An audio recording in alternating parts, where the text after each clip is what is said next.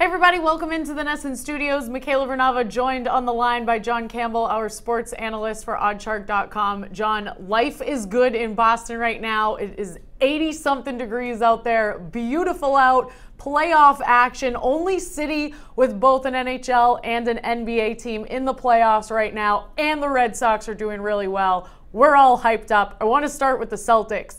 They come out against the Sixers, do way better than anyone expected. How is this affecting their odds for the rest of the series? Yeah, I think a lot of people didn't expect them to come out so strong in Game 1. They were 3-1 favorite, or 3-1 underdogs going into the series before Game 1. And after Game 1, heading into Game 2, they're all the way down to plus 175 now. So people starting to believe that the Celtics might actually be able to pull this one off against the Sixers. Now the Bruins go 1-for-1 down in Tampa. What are their odds looking like to win this series? Yeah, pretty good job splitting things on the road. That's always huge in the NHL playoffs. The Bruins were plus 140 underdogs coming into this, so a $100 bet would have won you 140. And the odds have come down quite a bit. Both teams are now minus 110 to win this series with it all knotted up, heading back to Boston. So Boston's in a really good spot here. They were last week very briefly the Stanley Cup favorites as well. So they're looking good. That top line is on absolute fire for them.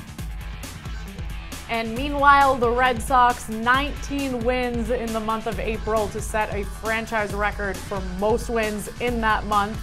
They are doing really well, but how have they been as far as betting goes? Well, the last time we talked, the Red Sox were the second best bet in the majors if you bet $100 on every one of their games. And they've fallen down a little bit. They're now the fourth best bet in the majors. You'd be up close to $700 if you were betting $100 per game. They've been struggling a little bit lately, lost 6 of their last 10. They lost as big favorites to Kansas City, minus 322 favorites in their last one. Coming up on the road here, we might see some more value once we hit the road in the Red Sox. So do you think that they will continue to be a good bet? They've already slid a little bit here.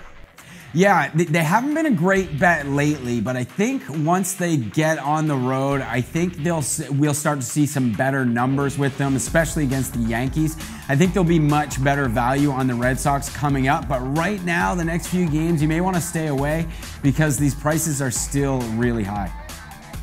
All right, well, that's okay because Bostonians have plenty of other places to put their money right now, so I think we'll be able to bide the time. John, thanks for the insight as always. We'll check in with you next week.